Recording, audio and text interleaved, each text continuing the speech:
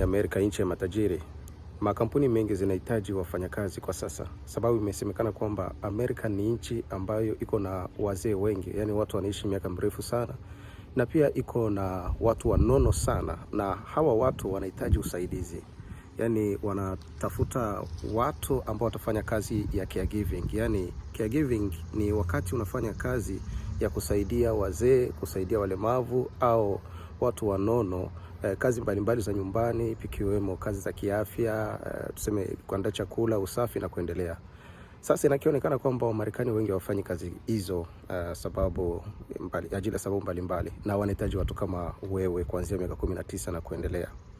Labda uwe umesoma ama hujasoma, bado wanakuhitaji tu. Hata ujue Kiingereza kidogo ama umesoma kidogo tu, bado wanakuhitaji.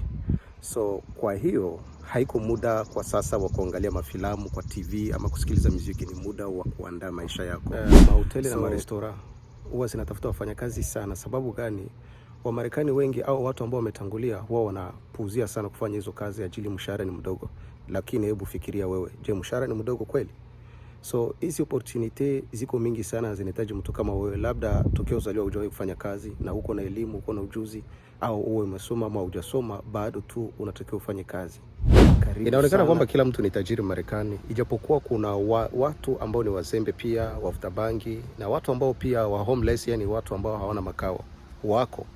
Lakini bado makampuni zinahitaji watu wengine wa kufanya kazi, sababu hao ambao ni wa homeless au wale ambao wafuta bangi hawawezi kufanya kazi bado, na hawawezi kuajiriwa na makampuni pia au na serikali bado. Sasa makampuni kama za restaurant, hotel wanahitaji wafanyakazi kila siku, sababu inasemekana kwamba wafanyakazi wanaingia, wanaanza kazi na wanamaliza tena haraka tu, yani baada ya miezi 3 unakuta ameacha kazi.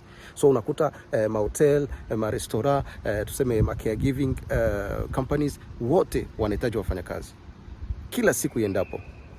Sasa unakuta kunakuwa yani krizi ya wafanyakazi, sababu kila mtu amejiweza.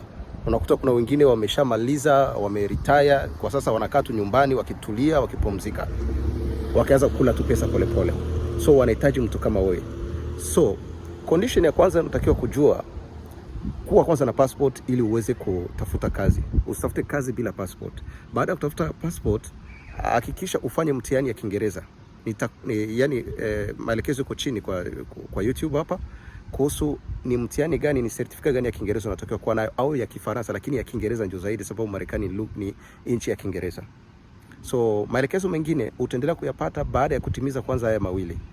Yani uwe na passport na pia certificate ya Kiingereza ya kuonyesha kwamba unaongea Kiingereza hata kidogo tu. Alafu baadaye tutaendelea polepole na mafundisho, nitakuelekeza namna ya kushauri. Masomo ni ya maana sana. Hata kama ikusaidii kwa sasa, inaweza kusaidia labda baada ya miaka 2, miaka 3 na kuendelea. Usiwahi kupuuzia ujuzi. Ujuzi ni kitu muhimu sana kwa maisha. Soma, uweke cheti kwa mahali, itakusaidia uko mbele kwa opportunity yote inawezatokea. Kwa sasa mtu akikuuliza nikupe zawadi gani, mwambie nipe passport. Fuatilia mafundisho yangu polepole, itakusaidia. Usiwe haraka. Hii mambo haihitaji haraka, hapana. Sababu kuna vitu vingi sana ambayo unatakiwa kufuatilia polepole. Na mimi nitakusaidia kwa kukuelekeza mafundisho siku baada ya siku.